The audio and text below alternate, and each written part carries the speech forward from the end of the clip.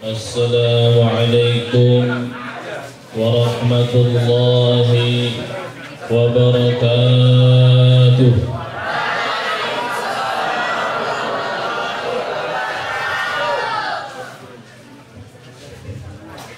Innal hamdalillah nasta'inuhu wa nastaghfiruh wa na'udzu billahi min shururi anfusina wa min sayyiati a'malina. Man yahdihillahu fala mudilla lahu wa man yudlilhu fala hadiya lahu. Asyhadu an la ilaha illallah wahdahu la syarika lahu wa asyhadu anna sayyidana wa maulana Muhammadan abduhu wa rasuluh. Allahumma salli wa sallim ala sayyidina Muhammad wa ala ali sayyidina Muhammad والتابعين لهم بإحسان إلى يوم الدين. أما بعد فقد قال الله تعالى في القرآن الكريم إن الذين قالوا ربنا الله ثم استقاموا تتنزل عليهم الملائكة ألا تخافوا ولا تحزنوا وأبشروا بالجنة التي كنتم توعدون نحن أولياؤكم في الحياة الدنيا وفي الآخرة ولكم فيها ما تشتهي أنفسكم ولكم فيها ما تدعون نزلا من غفور رحيم. ومن أحسن قولا ممن دعا إلى الله وعمل صالحا وقال إنني من المسلمين.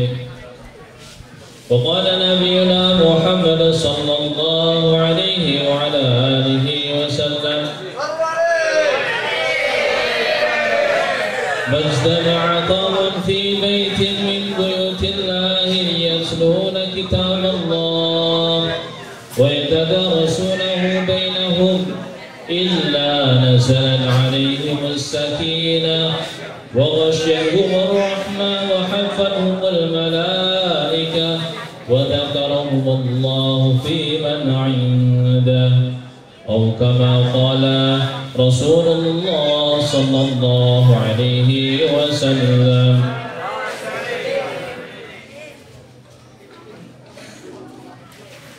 Yang kami muliakan, yang kami cintai, yang kami sayangi, dan insya Allah setiap kami doa tidak luput selalu mendoakan guru kami yang tercinta, beliau Bapak Kiai Haji Muhammad Ghazali.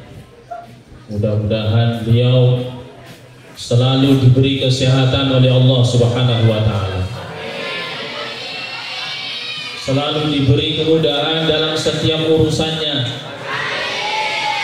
dan selalu membimbing kita ke jalan yang diridhoi oleh Allah Subhanahu wa Ta'ala. Yang kedua kalinya tidak luput kalah juga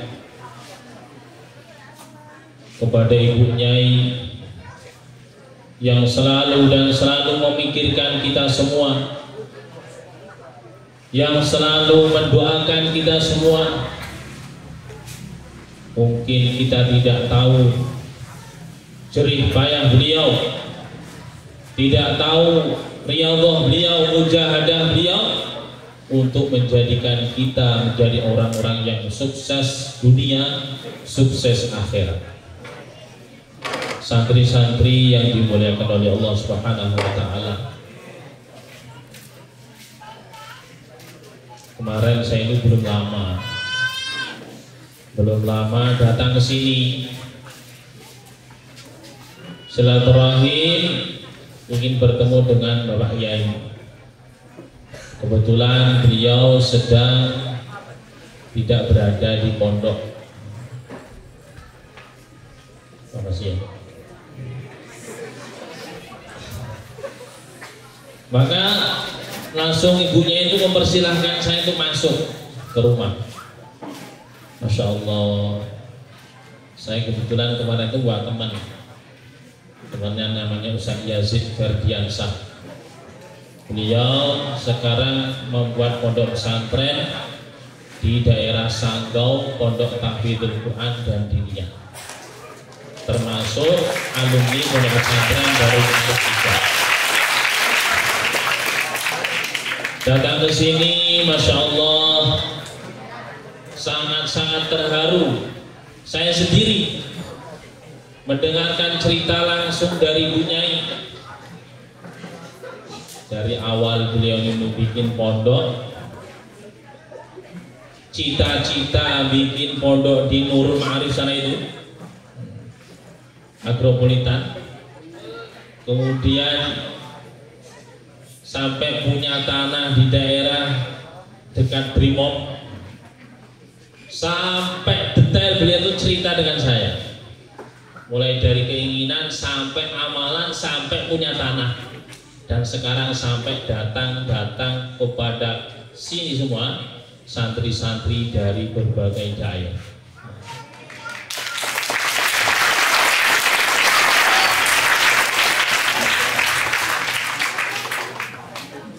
Ini saya cerita bukunya ibu. Nanti Bapak Ustaz Slamet akhir-akhir. Nanti ada yang lebih ajib lagi dari Bapak Slamet. Ternyata santri-santri yang dimuliakan oleh Allah Subhanahu wa taala, dunia itu punya amalan. Mungkin kita satu dua orang yang baru tahu. Tapi ini saya kasih tahu biar kita semua itu ada lebih mengagungkan, memuliakan guru-guru kita, ustadz-ustadz kita, dan ibu nyai kita dan kiai kita semua. Ternyata ini tahadus bin nikmah ya. Wa amma bi ni'mati rabbika fahaddits. Dalam Al-Quran kita disuruh oleh Allah SWT menceritakan kenikmatan yang Allah SWT berikan kepada kita. Termasuk kita ini punya kiai, punya bunyai yang luar biasa amalannya. Sehingga santri-santri ketika keluar dari ma'arif ini menjadi orang-orang yang berguna untuk masyarakat semuanya. Ingin tahu amalannya enggak? Siap ngamalkan enggak? Kalau kalian semua siap ngamalkan, insya Allah jadi bunyai nanti.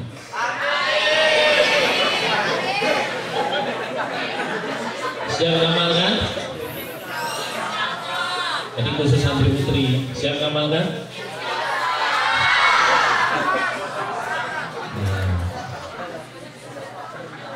Saya doakan yang siap ngamalkan, insya Allah jadi bunyai semuanya.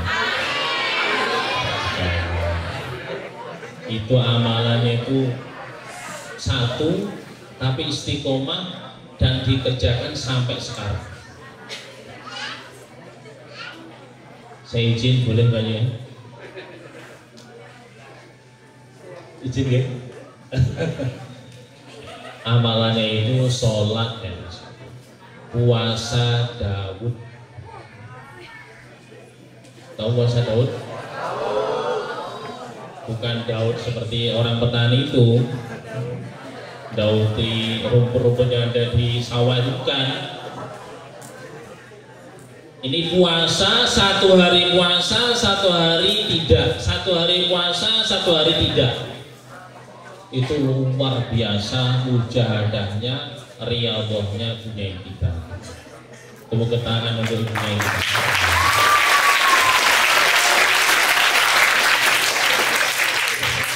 Semoga Allah SWT berikan umur yang bermanfaat, yang panjang, selalu diberikan kesehatan, sampai mempunyai cicit dan canggah terus bawahnya. Amin ya rabbal alamin.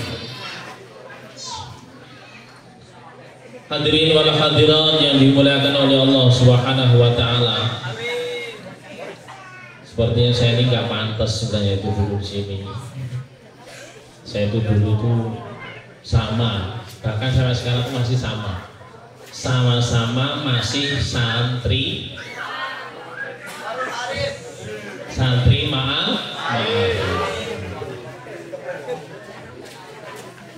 Di mana saja kita berada, mau jadi apa saja kita setelahnya, tetaplah kita ini selalu menjadi santri.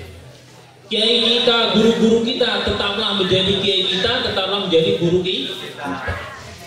Jangan sampai dalam hati kita sedikit pun saya ini sudah jadi kiai, saya ini sudah jadi bupati. Itu kan dulu yang ngajari saya Ali Bakta, sekarang jadi kawan saya. Naudzubillah min ya. Ali Bakta itu kalau diterima oleh Allah SWT sudah dapat memberikan kita masuk surganya Allah. Hadirin wal hadirat yang dimuliakan oleh Allah Subhanahu wa taala. Yang ketiga kalinya, mungkin tidak asing di kalangan kita dan termasuk guru kita yang selalu membimbing kita, membina kita, mengawasi diri kita, bahkan menghukum kita gitu. Kalau kita salah. Ada mungkin yang dijewer, ada yang dicubit, ada mungkin dipelototin, ada yang mungkin digundul, ada nggak? Beliau adalah Ustadz kita, Ustadz Slamet Ardabili.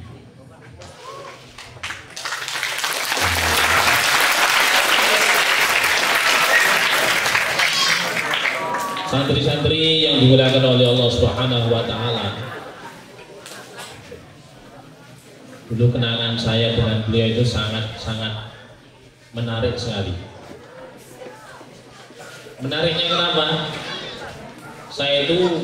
Kami khususnya ketika lulus dari MTS, mau keluar dari pondok pesantren atau melanjutkan ke aliyah, itu santri-santri itu mesti dikasih amalan. Amalan apa? Amalan supaya banyak orang yang senang dengan dia. Ingin tahu nggak? Ya laki-laki semangat tuh. Yang perempuan ingin tahu nggak?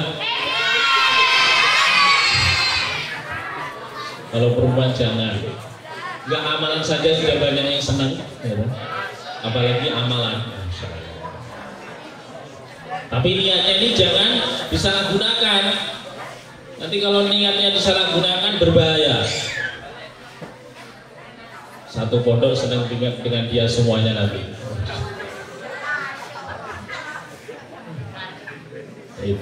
Saya itu dikasih hizib, namanya hizib Autan.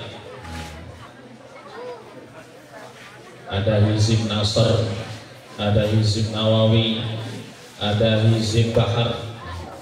Dan kebetulan saya dikasih ijazah namanya hizib Autan. Ini penarik dari orang ketika kita pandang atau dia memandang kita, dia langsung jatuh cinta.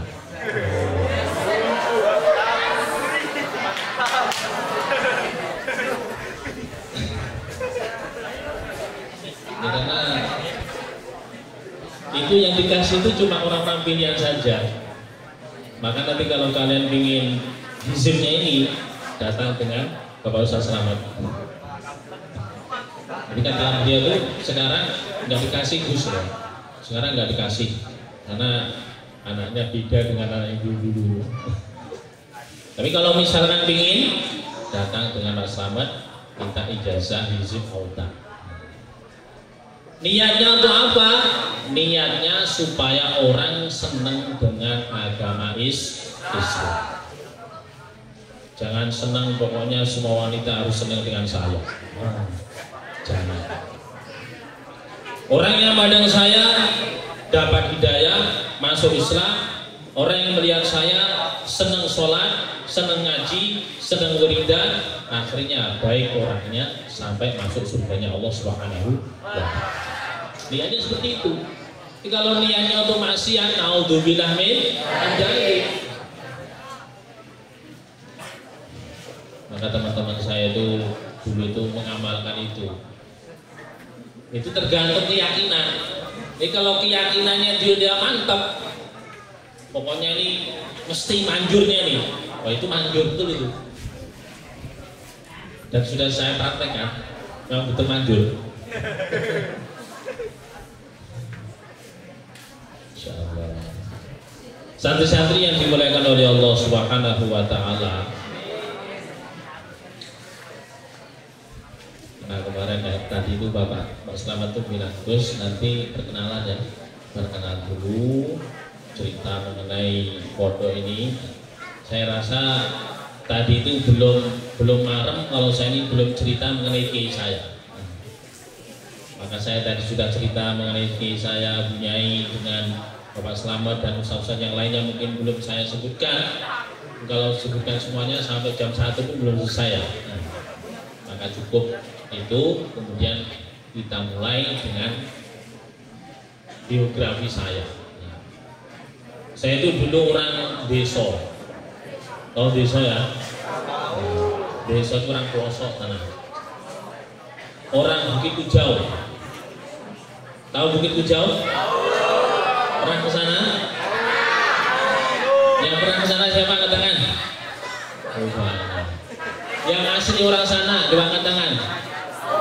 Oh, ada. Ada asli sama sana.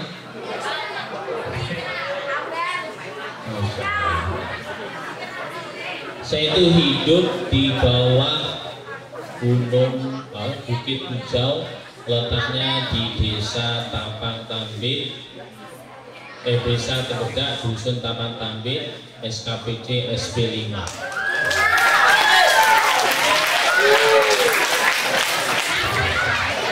Di sini ada yang SKPD SP5?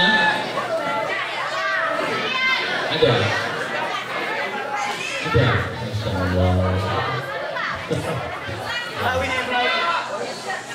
Itulah tempat saya dulu dilahirkan pertama kali.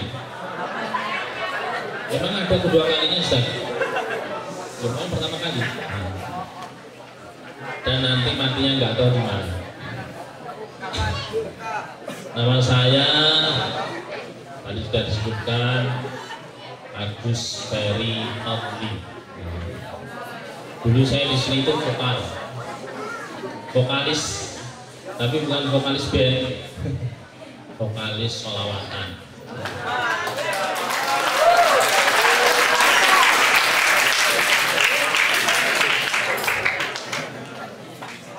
Karena dalam satu hadis, man shalla alayya sholatan wahidatan sallallahu biha asra.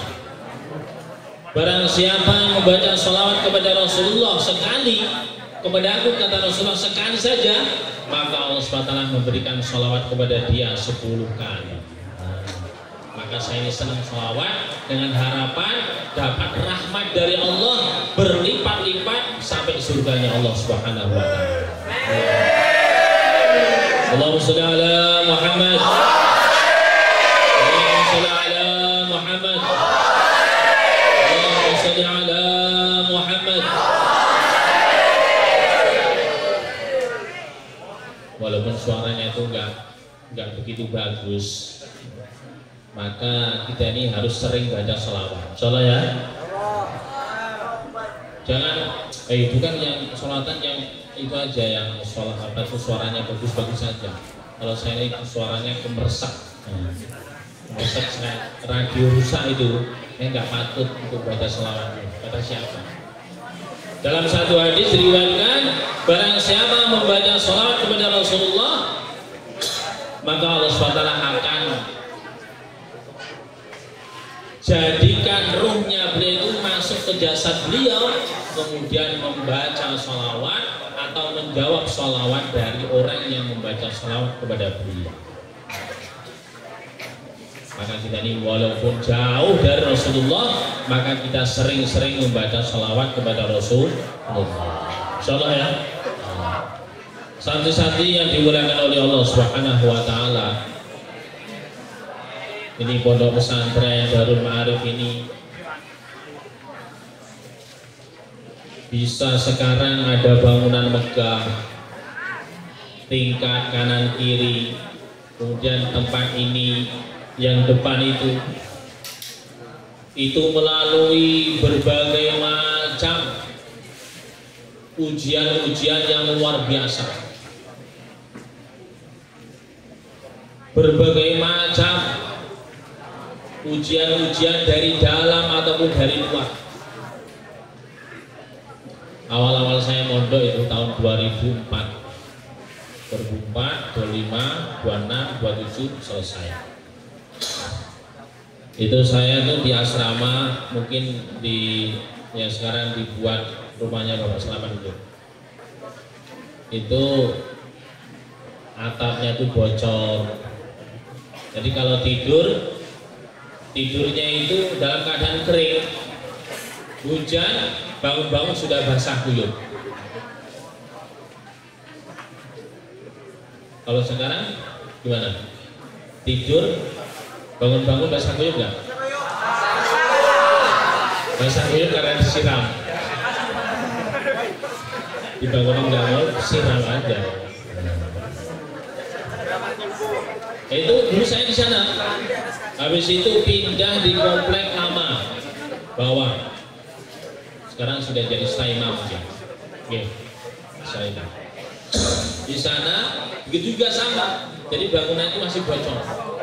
Atapnya itu masih bocor, pindah lagi di belakang sana. Nah, yang dulu kalau kami biasa itu di belakangnya rumah Bang Ihsan. Di sana Masya Allah itu rumah tapi sangat-sangat luar biasa. Kenapa saya bilang sangat luar biasa? Karena di dalamnya santri-santri penghafal Al-Quran.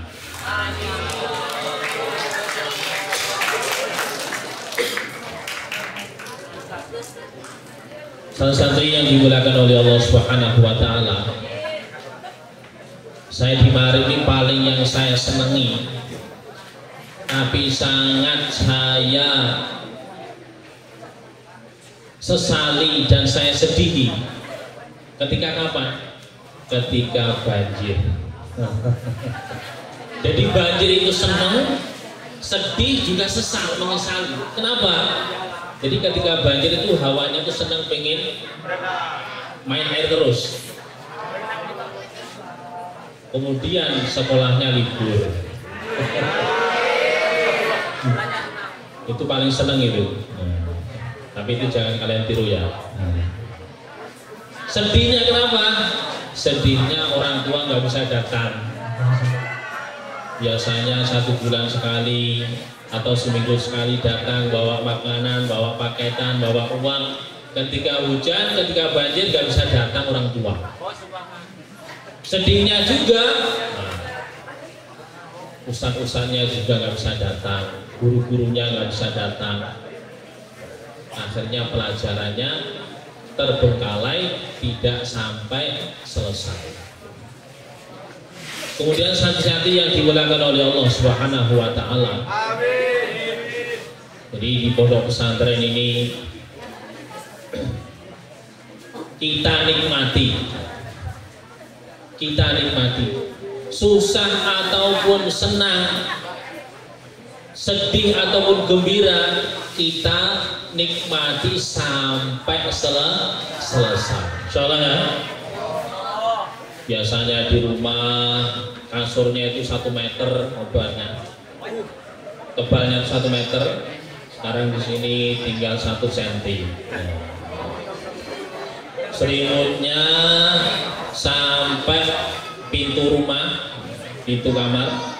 Sekarang selimutnya kalau dipakai di atas, bawahnya bolong. Kalau dipakai di bawah, yang atas nggak ketutup. Tidak masalah. Biasanya makan sehari pakai ikan, pakai ayam. Di sini cuma pakai tahu. Tidak masalah. Biasanya di rumah makan 10 kali. Di sini cuma berapa kali, Pak? 3 kali. Di rumah bobotnya 50 kilo. Di sini tinggal 30 kilo. Tidak masalah. Santri-santri yang dimuliakan oleh Allah Subhanahu wa taala. Dalam mujahadah seperti ini akan memberikan kesan sampai kita mati. Kita tua, kita punya anak, punya cucu, nanti akan berkesan dalam hidup kita. Ternyata inilah namanya hidup. Hidup itu tidak selalu enak, tidak selalu gembira, kadang-kadang juga susah, kadang-kadang juga sedih. Ketika orang itu terkena susah, terkena sedih, ketika terkena gembira, senang, akan mudah dia dalam proses menjadi manusia. Tapi kalau di rumah terus masih mamak-mamakan, ya, masih papa-papaan, bahkan pakai celana masih dipakai ibunya. Nanti ketika besar seperti itu juga. Naudzubillah min. Ada yang seperti itu? Ada.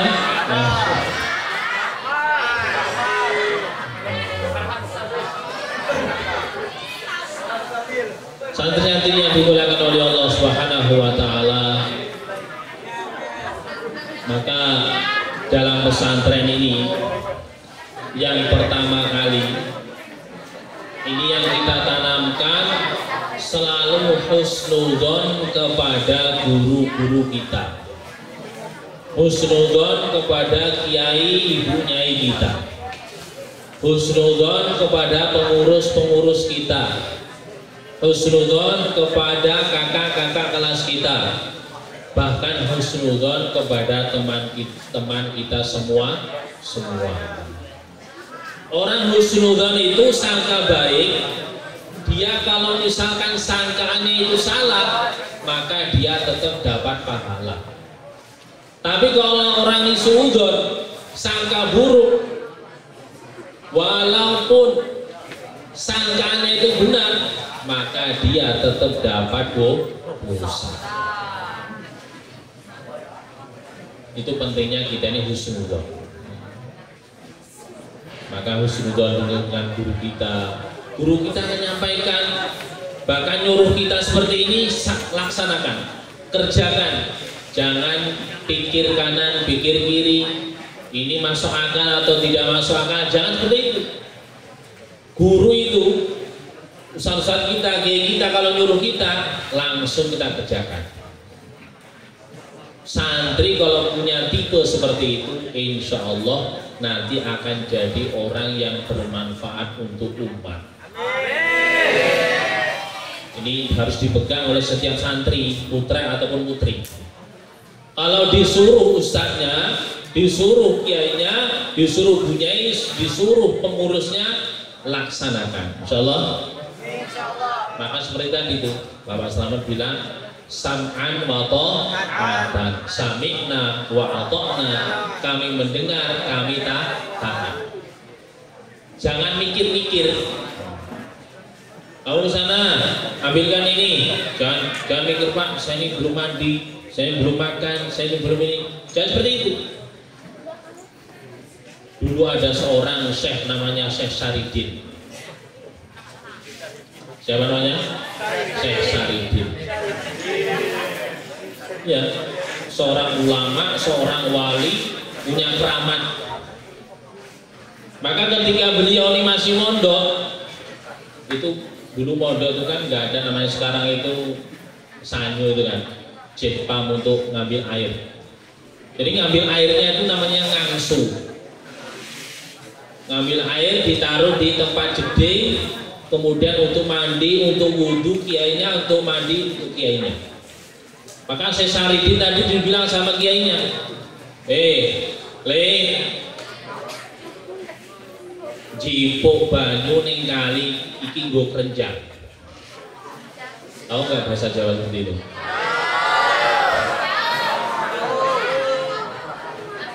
Le, nang, cung, orang Jawa aja. Bu, kamu ke sungai, ini jeding, ini tempat wudhu, kamu isi air pakai keranjang ini. Kalau pikiran kita sekarang bagaimana?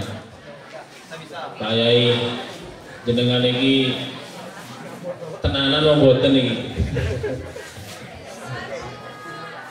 Ustaz, sampan itu jenengan itu beneran nggak nyuruh saya nih? Masa ngambil air pakai keranjang? Kalau mengambil air itu mesti pakai timba. Jadi kiainya nih memang ngetes santri ini taat atau tidak, mikir atau tidak. Ketika diperintah kiainya itu taat atau tidak. Makanya saya Saridin itu tidak pikir panjang, langsung ke sungai ngambil air dengan keranjangnya itu. Keranjang itu kan lubang-lubang toh. Kalau kita ngambil air itu mesti nggak dapat itu. Diambil air pakai keranjang mesti jatuh lagi. Tapi Syekh Saridin itu taatnya dengan kiainya itu luar biasa. Taat sama kiai mesti barokah. Taat sama kiai mesti ada manfaatnya, mesti ada khasiatnya, mesti ada hal-hal yang tidak pernah kita sampai ke situ. Akhirnya Syekh Saridin itu datang ke sungai, ngambil air dengan keranjangnya itu. Ketika diambil airnya itu masuk keranjang, tidak jatuh. La ilaha illallah. Ambil air, masukkan ke jedingnya itu dengan keranjangnya itu, masukkan ke jedingnya sampai penuh. Setelah penuh bilang sama Pak Yainya, Pak Yai, Yai Syekh, sudah saya laksanakan perintah Tuan. Sudah penuh? Sudah Pak Yai. Terus kamu ngambilnya air tadi pakai apa? Sesuai dengan perintah Tuan, perintah Pak Yai, saya pakai keranjang ini. Maka saya tadi mengatakan gurunya Syekh Saridin, dah kamu pulang, kamu menyebarkan agama sana, bikin pondok, langsung jadi ulama besar. Santri-santri yang dimuliakan oleh Allah Subhanahu wa taala. Jadi keberhasilan seorang santri itu di saat dia ini taat kepada gurunya. Bukan kecerdasannya, bukan sesuai dengan rasionalnya. Ini masuk akal atau tidak perintah guru saya ini. Tadi sesuai dengan apa yang saya Saridin tadi. Kalau ditengok secara akal itu kan nggak masuk akal ya. Tapi ini berkah dari taat kepada seorang guru, maka menjadikan Syekh Saridin punya keramat, dapat menimba air dengan keranjang tidak jatuh sedikit pun. Maka santri itu kalau punya sifat seperti ini, nanti punya keramat-keramat yang tidak bisa disampai oleh orang-orang biasa. Maka santri itu punya tekad seperti itu, taat kepada kiai. Insyaallah, baik putra maupun putri. Jangan sampai pikiran kita ini, Pak Yai nanti gini gimana. Jangan, pokoknya taat itu taat, sudah gitu aja. Titik, pokoknya nggak ada toleransi. Santri-santri yang dimuliakan oleh Allah Subhanahu wa taala itu, kalau orang itu ingin sukses ketika nyantri sampai selesai. Kemudian yang kedua kalinya, ini saya belum membahas mengenai Khatmul Quran. Ini santri dulu. Yang kedua kalinya mencari ridho seorang kiai. Dalam arti apa?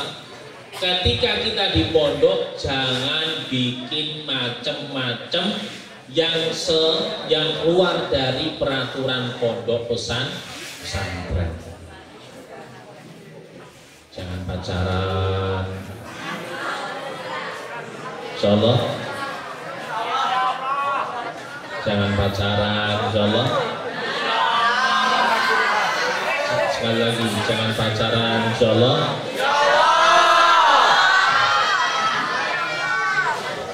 Yang putri siap nggak pacaran?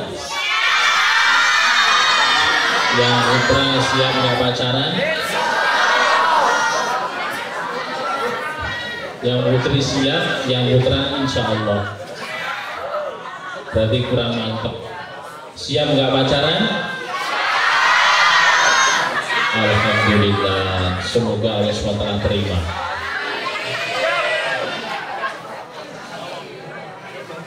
Kata seorang ulama, kalau orang ingin punya anak yang soleh dan solehah, syaratnya satu. Kalau ingin punya suami, ingin punya istri, jangan pacaran. Ingin anaknya soleh dan solehah, jangan pacaran. Insya Allah. Ingin punya anak soleh-soleh enggak? Syaratnya apa? Enggak pacaran. Saya alhamdulillah, istri saya itu adik kelas saya di sini.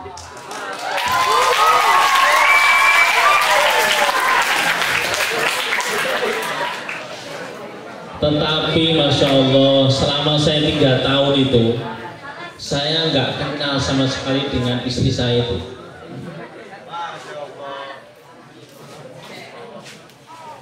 Setelah saya selidiki, saya datang ke rumahnya, bertemu dengan orang tuanya cerita, anak saya dulu tuh mondok di Darul Ma'arif. Tahun 2008 lulusnya. Loh, kaget saya itu tahun 2007 Pak. Kok anak sampai tahun 2008, berarti adik kelas saya pas itu. Kok saya nggak tahu ya? Terus saya tanya sama orang tuanya saya tanya, Kak, tapi anak bapak itu tahu nggak saya? Kayaknya itu saya tanya dulu. Pas ditanya, tahu-tahu, oh, dulu itu tahu cuma nggak terlalu kenal, karena saya dulu sering tampil.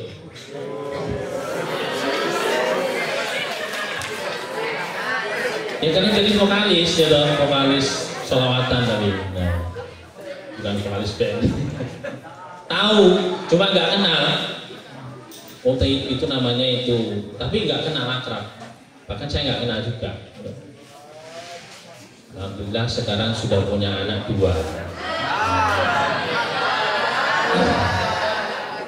Ini hasil nggak pacaran ya, hasilnya sekarang punya 2. Nah, kalau kalian ini nanti dari awal jangan terus, wah ini sudah janjian dulu. Sudah janjian nanti kita kuliah kemana, nanti kita ngekos di mana, kemudian kita nanti selanjutnya bagaimana.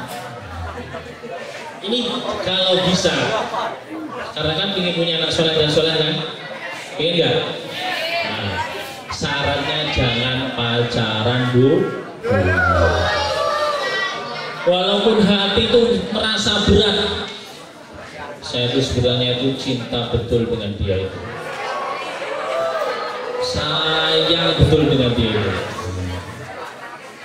Tapi apalah daya, saya ini ingin punya anak soleh dan solehah. Saya tahan dulu lah. Hati saya ini nggak kuat ingin mengungkapkan rasa dengan dia. Tapi apalah daya, saya ingin punya anak soleh dan solehah. Saya nggak mau anak saya nanti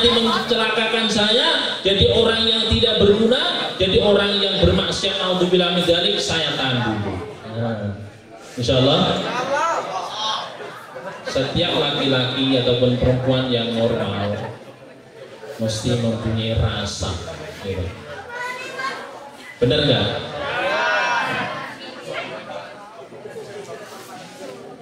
Dalam satu hadis disebutkan sesungguhnya Allah Subhanahu wa taala mencintai hati yang remuk.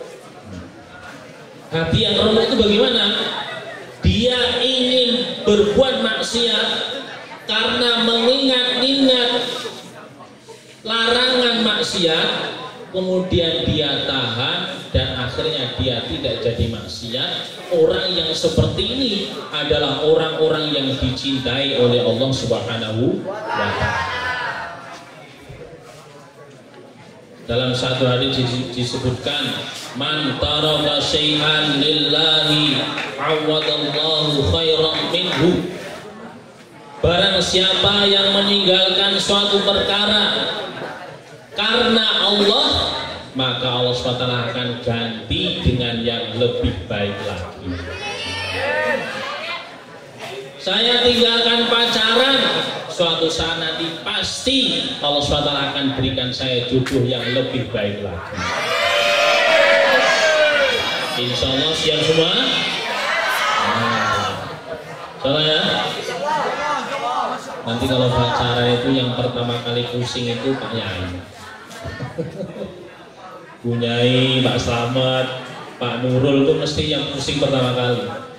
Yang pacaran enak-enak aja, gitu. Tapi yang pusing, yang punya itu santri piye dari itu. Akhirnya digundul, akhirnya dibotak dan lain sebagainya. Oh, ada yang tersinggung?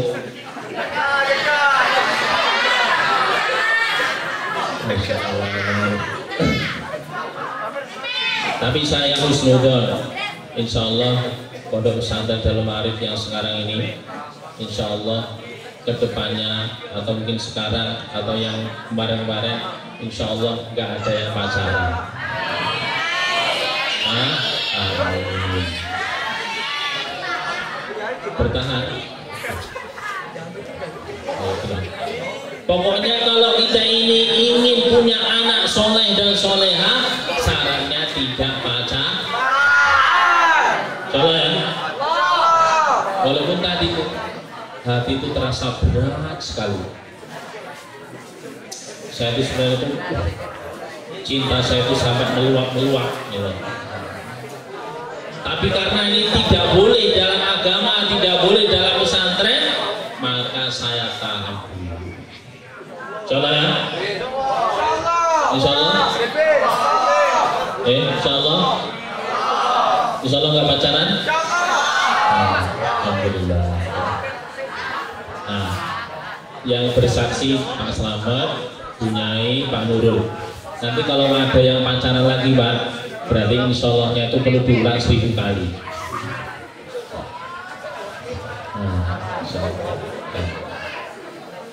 Santri-santri yang dimuliakan oleh Allah Subhanahu wa ta'ala, itu yang dua kalinya. Pertama, husnudzon kepada kiai, kepada pengurus, kepada ustadznya. Yang kedua kalinya, mencari ridho kiai, mencari keridhoannya guru-guru kita. Nanti kalau yang sudah wisuda ini mau meneruskan kemana, bilang sama Pak Yai, Pak Yai, Nyai, saya mau meneruskan ke sini, saya mau meneruskan ke sini, minta doanya. Apa? Minta doanya. Karena orang-orang yang selalu memfikirkan umat, memfikirkan orang-orang supaya jadi orang baik, doa-doanya mustajabah. Kita ini jangan terus menyombongkan diri, oh saya ini sudah doanya makbul, saya makbul. Jangan seperti itu. Kita ini butuh doa dari siapapun, dimanapun.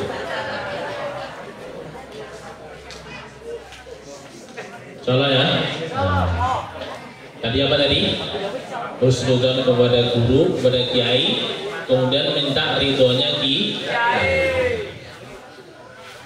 Sebelum pulang minta doanya, minta restunya.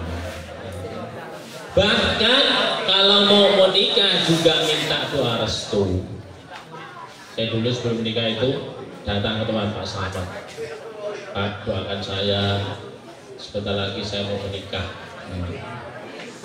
Nanti insya Allah itu kalau didoakan guru kita seminggu langsung jadi itu. Salah ya.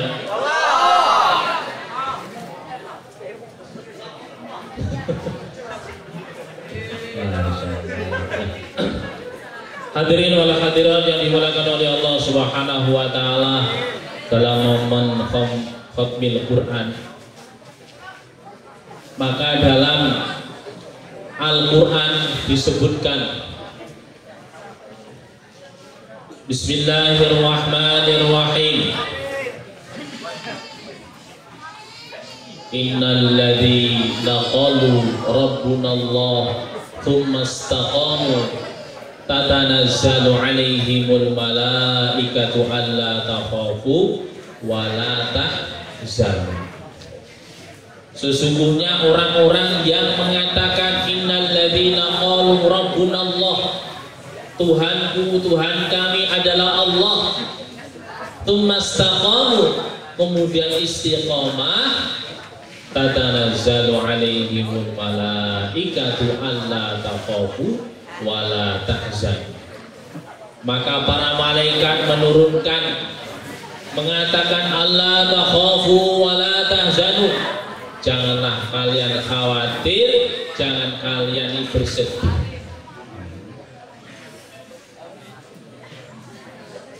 Para mufassirin kurang lebih beliau mengatakan innal ladzina qalu rabbunallah tsumma istaqamu, sesungguhnya orang-orang yang mengatakan Tuhanku adalah Allah kemudian istiqomah.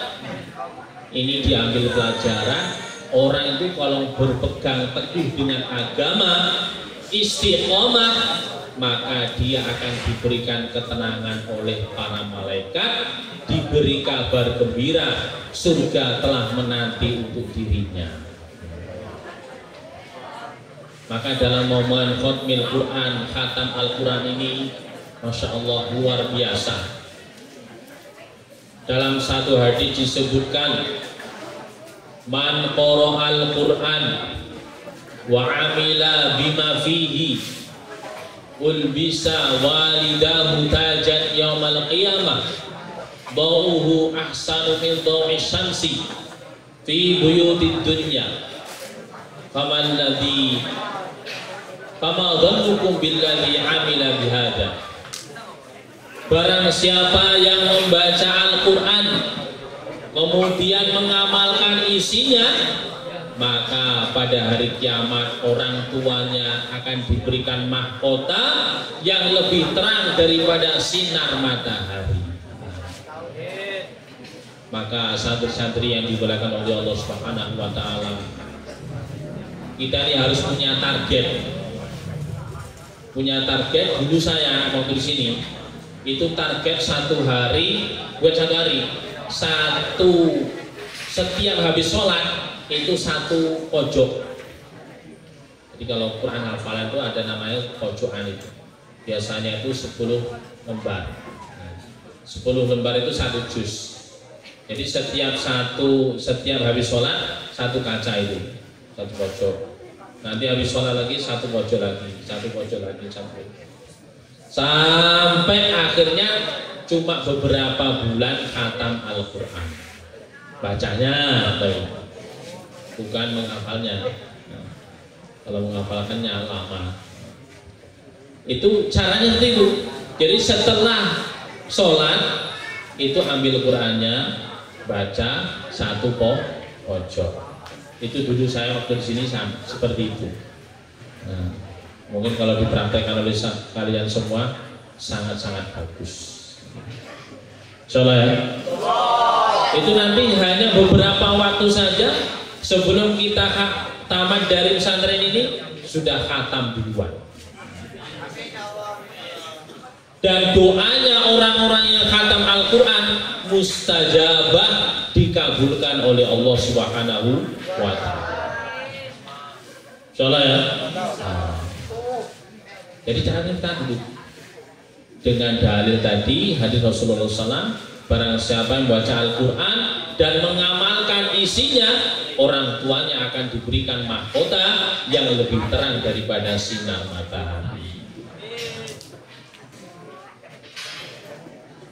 Kita ini berbalas jasa dengan orang tua, ini tidak akan mampu dan tidak akan bisa. Sayyidina Bilal bin Rabah, bukan Sayyidina Bilal, siapa itu yang tabiin yang paling utama itu? Uwais Al-Qarni.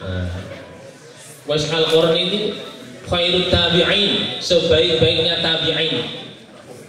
Ini khidmah dengan orang tuanya, mulai dari Yaman sampai Masjidil Haram.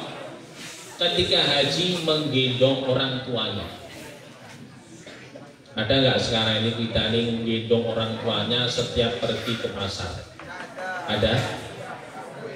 Jangankan gendong Pak Ustaz, pengen ini kamarin kadang sudah nggak mampu.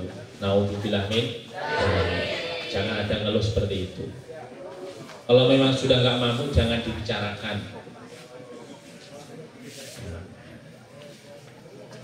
Uwais Al-Qarni itu tadi seperti itu. Hajinya itu gendong orang tuanya. Tawaf itu kan berapa kali itu? 7 kali keliling. Sa'i Safa Marwah itu berapa kali? Berapa kali? Berapa kali Safa Marwah itu? Itu digendong oleh Uwais Al-Qarni. Akan tetapi para santri yang dimuliakan oleh Allah Subhanahu wa ta'ala,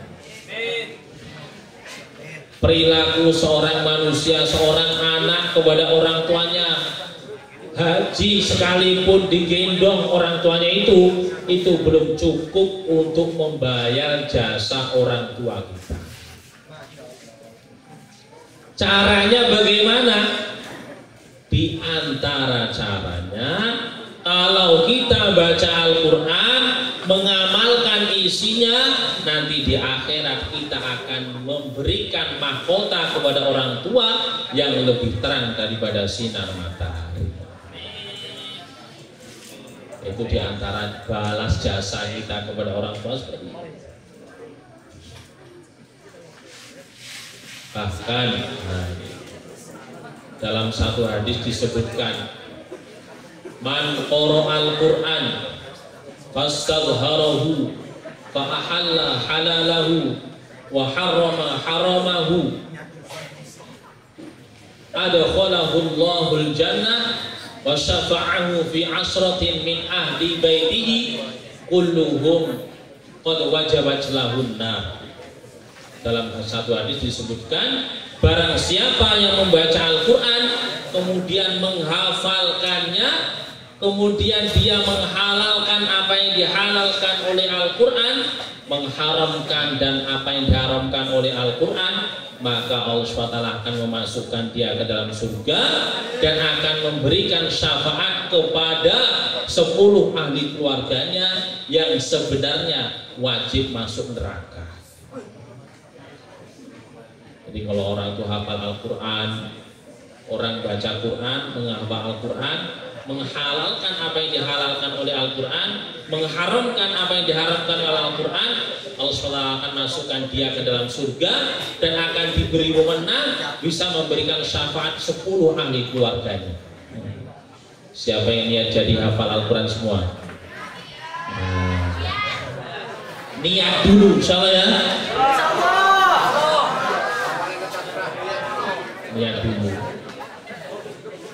Dalam satu hadis disebutkan, barang siapa yang sungguh-sungguh menghafalkan Al-Quran kemudian meninggal dunia belum sampai hafal Al-Quran, maka Allah SWT akan kumpulkan dia bersama orang-orang yang hafal Al-Quran. Maka kita menghafal juz amma, juz 30 itu diniatkan bukan hanya juz 30, tapi sampai 30 juz. Salah ya? Walaupun qul a'udzu birabbin nas malikin nas ilahin nas min syarril waswasil khannas alladzi waswisu fi sudurin nas minal jinnati wan nas. Walaupun juz amma sampai anas, tapi diniatkan 30 juz. Nanti jalan juga lagi juz 1, hafal juz 2, hafal juz 3, terus sampai 30 juz. Baru dapat 5 juz kemudian mati. Di akhirat dikumpulkan bersama hafid Al-Qur'an. Enak atau tidak enak? Niat hafal Quran semuanya? Salah ya?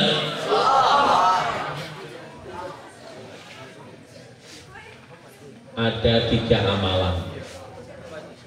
Orang kalau ingin cerdas itu ada 3 amalan. Pengen tahu? Yang pertama puasa. Apa? Puasa. Yang kedua kalinya bersiwak. Tahu siwak? Tahu. Bagusnya pakai kayu arok. Itu ya, kalau orang pergi haji atau umroh mesti itu dapat banyak di sana itu kayu arok. Bahkan di Indonesia juga banyak. Siwakan. Tapi bukan kayu pian. Bukan kayu pian. Kayu arok namanya. Yang ketiga kalinya membaca Al-Quran. Orang ingin cerdas, amalkan 3 ini, insya Allah juara 1 dia. Matematikanya, biologinya, fisikanya, apalagi PPKN-nya, apalagi macam-macam kimianya. Bisa-bisa nanti ngerakit bikin ini macam-macam.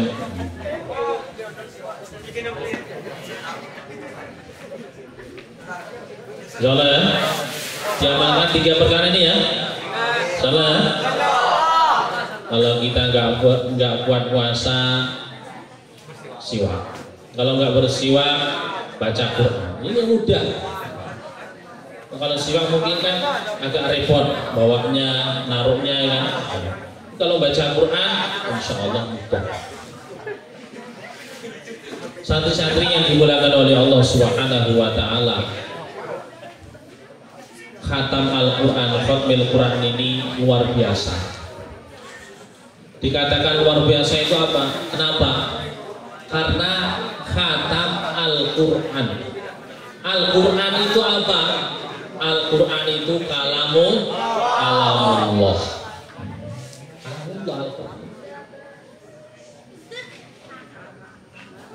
Firman-firman Allah, perintah-perintah Allah dalam Al-Quran, larangan-larangan Allah dalam Al-Quran, cerita surga, cerita neraka, ilmunya orang-orang dahulu, ilmunya orang-orang sekarang, ilmunya orang-orang yang akan datang, kejadian-kejadian yang sudah lalu, sebelum terjadinya dunia, sebelum adanya kita, kemudian perkara-perkara yang akan datang, surga dan neraka, semuanya komplit di dalam Al-Quran. Al-Quran itu dari Allah. Allah itu yang menciptakan kita, yang memberi rizki kepada kita, yang memberi makan kepada diri kita. Kalau kita ini benar-benar sungguh-sungguh mempelajari Al-Quran, mempraktekkan Al-Quran, Allah Subhanahu wa Ta'ala akan muliakan diri kita. Allah Subhanahu wa Ta'ala akan derajat naikkan derajat kita. Satu-satu yang dimuliakan oleh Allah Subhanahu wa taala. Jadi kalau orang itu belajar Al-Qur'an, mengamalkan Al-Qur'an, mempraktekkan Al-Qur'an dan mendakwahkan Al-Qur'an, pasti Allah Subhanahu wa taala akan muliakan dia dunia maupun akhiratnya Allah Subhanahu wa taala. Insyaallah ya. Jadi kita ini membaca Al-Qur'an bukan hanya membaca saja, tapi mungkin di samping itu ada terjemahnya, itu kita baca sambil dihayati. Kalau kata para ulama, kalau kita ini membaca atau mendengarkan ayat-ayat mengenai azab, maka seusaha mungkin kita nangis.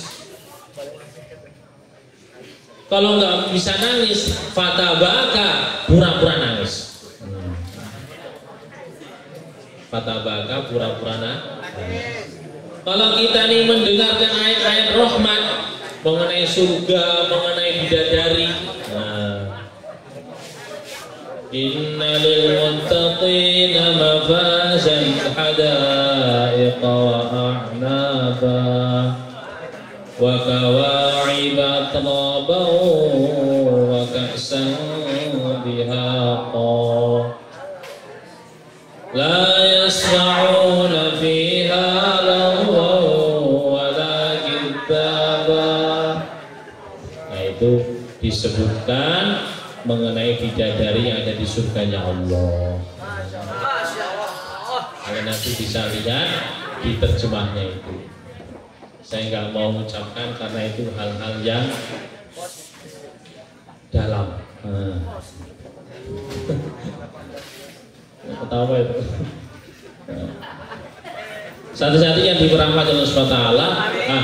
Di dalam Al-Quran itu semuanya ada. Maka kalau orang itu merasa dirinya belajar Al-Quran, membaca Al-Quran, itu kok merasa dirinya itu dalam arti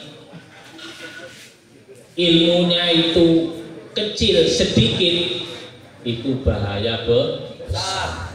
Karena yang dipelajari itu bukan perkara yang kecil, tapi perkara yang besar, bukan perkara yang remeh, tapi perkara yang agung. Al-Quran sumbernya kehidupan, sumbernya orang ingin selamat ada Al-Quran, sumbernya orang ingin sukses ada di dalam Al-Quran. Sesuai dengan tema, kita jadikan Al-Quran sebagai panutan. Jadi kalau kita ini panutannya Al-Quran, maksudnya bagaimana? Kalau saya ini melangkah, apakah sesuai dengan Al-Quran atau tidak? Oh ya, saya baru ingat nih. Dalam Al-Quran itu ada larangan pacaran loh. Apa ada Ustaz? Ada. Wala muttakhidina akhdan. Itu larangan pacaran itu.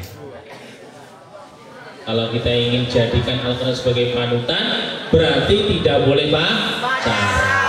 Insyaallah. Olahraga jangan boleh, nggak boleh pacaran terus Pak Ustaz.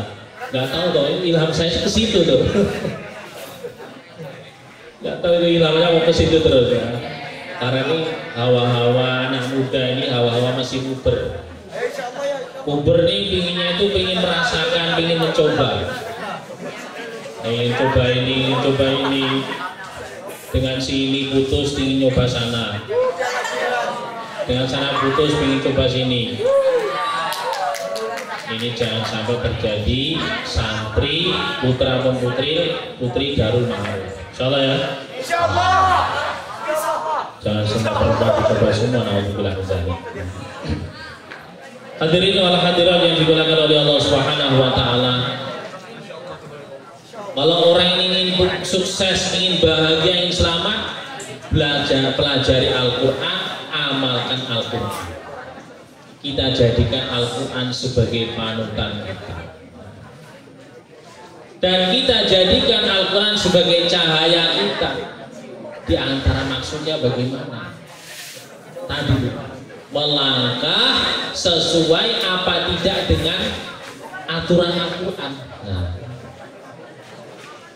saya ini berdagang, apakah ini termasuk dagangan yang dibolehkan dalam syariat agama Islam? Saya ini berbuat ini boleh nggak di dalam Al-Quran, atau dilarang atau diwajibkan? Inilah apa yang dijadikan sebagai panutan dalam Al-Quran, itulah dalam kehidupan kita. Dan bukan saja kita bawa Al-Quran di pondok, tapi kita bawa Al-Quran di luar pondok juga. Dalam pondok kita tutup aurat, gitu. Nanti ketika di luar pondok jangan sampai kerudungnya menjadi bendera. Maksudnya bagaimana? Jadi bendera akhirnya kepalanya gundul, nggak ditutupin lagi. Naudzubillah min. Ini khususnya yang putri. Di pondok pakai rok sampai mata kaki, sampai di gerbang pintu pondok keluar sudah pakai rok mini. Naudzubillah min. Jangan sampai salah ya.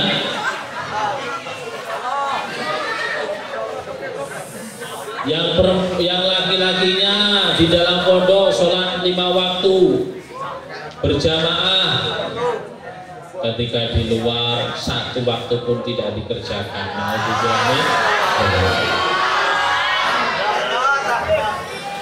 Itu jangan sampai terjadi oleh santri Darul Ma'arif. Insyaallah ya. Di dalam pondok tundukan apa? Tundukan kepala ketika sholat.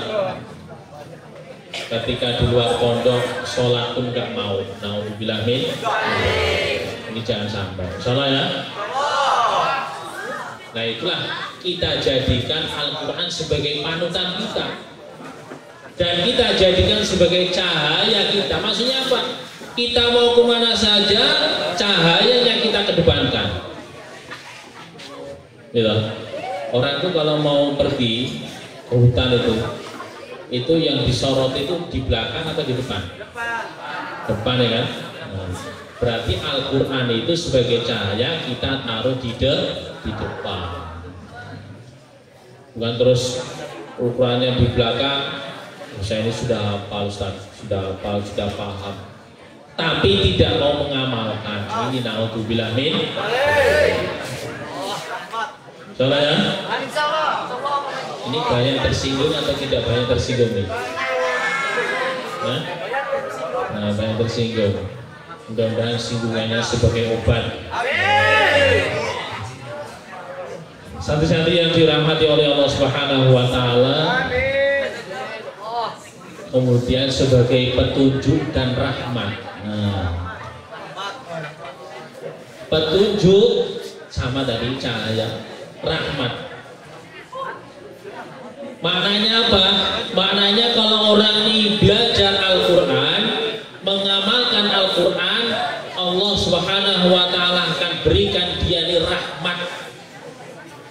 Dalam satu hadis, majtama'a qaumun fi baitin min buyutillahi ta'ala yatluna kitaballah wa yatadarasunahu bainahum illa nazalat 'alaihimus sakinah wa ghasyiyatuhumur rahmah wa hafathumul malaikah wa dzakarahumullah fi man 'indah. Tidak berkumpul satu kaum di dalam satu rumah dari rumah-rumahnya Allah, membacakan kitab suci Al-Quran, di antara mereka saling mudarosah, mengulang-ulang, wa yatadarasuna bainahum illa nazalat alaihimus sakinah, ketenangan akan turun kepada mereka. Orang itu kalau baca Quran tenang atau gelisah? Orang itu kalau baca Quran itu tenang itu. Kok gelisah? Berarti hatinya yang tidak benar. Kalau orang baca Quran kok gelisah, berarti hatinya kurang benar. Illa nazalat alaihimus sakinah wa ghasyiyatuhur rahmah. Rahmat akan meliputi dia. Kalau kamar-kamar kita bacakan Al-Quran, tiap habis sholat baca Quran, maka kamar kita ini akan turun rahmat. Pulang bukan saja di pondok baca Qurannya, tapi ketika pulang juga membaca Al-Quran. Saya mau tanya, siapa yang di sini ketika pulang kemarin khatam satu khataman Quran? Coba angkat tangan.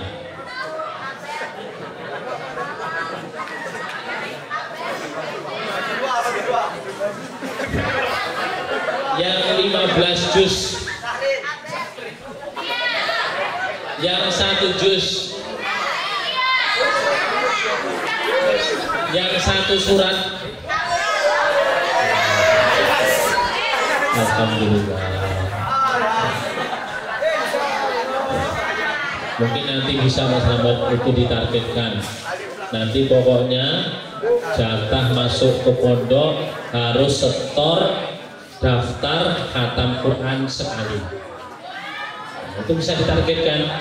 Dulu saya itu waktu mau pulang itu khatam, bukan khatam.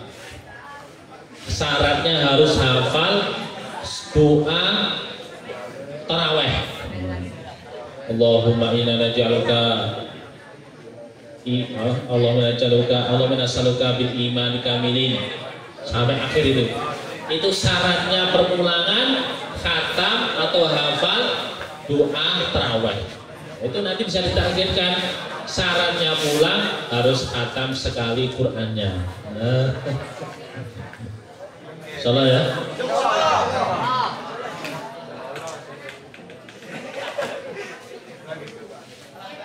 Maka kalau orang ini membaca Al-Quran akan turun rahmat dari Allah Subhanahu wa Ta'ala.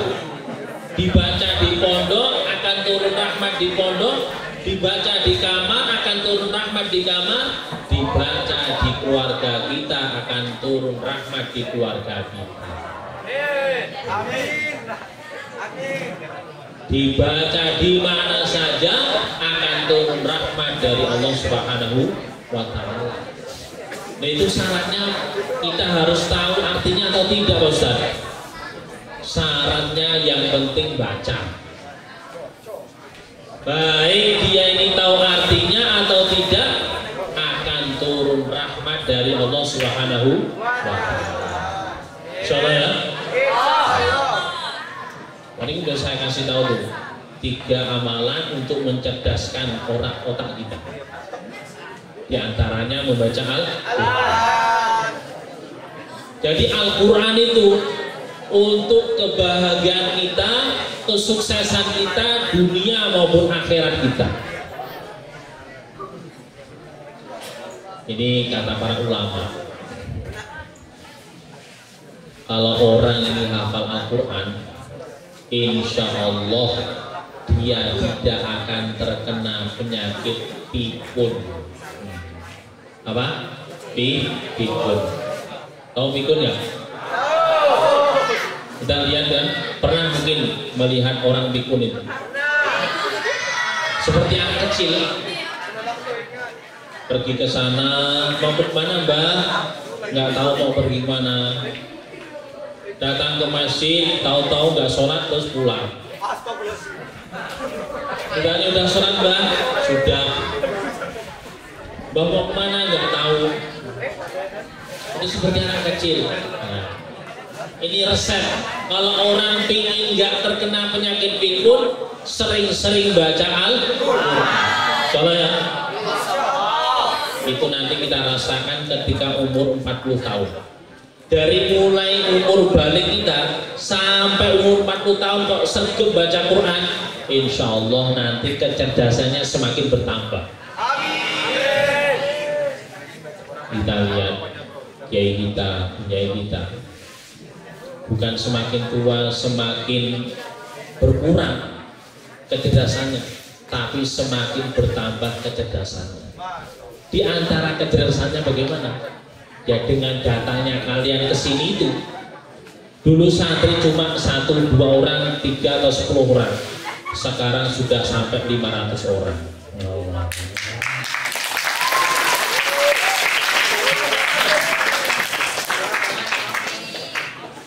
Ini di antara kecerdasannya seperti itu. Jadi ulama itu semakin tua, semakin cerdas, semakin terang benderang. Tambah wiroinya, tambah qiraatnya, tambah baca Qur'annya, itu semakin tua itu semakin terang. Tapi kalau orang itu tidak mau mengamalkan agama, sholat nggak mau, baca Quran nggak mau, semakin tua semakin seperti anak kecil. Naudzubillah min. Nah ini jangan sampai terjadi dalam diri kita. Maka santri-santri ini jangan terus males-males membaca Al-Quran. Insyaallah ya. Hadirin wal hadirat yang dimuliakan oleh Allah Subhanahu wa taala. Sekali lagi mudah-mudahan kita berharap Allah taala majlis kita ini majlis yang membawa barokah, membawa ampunan dari Allah Subhanahu wa taala, dan mudah-mudahan kita dikumpulkan baik di dunia maupun di akhirat bersama dengan baginda Rasulullah sallallahu alaihi wasallam di surga Firdaus. Sekian dari saya, kurang lebih mohon maaf. Assalamualaikum warahmatullahi wabarakatuh.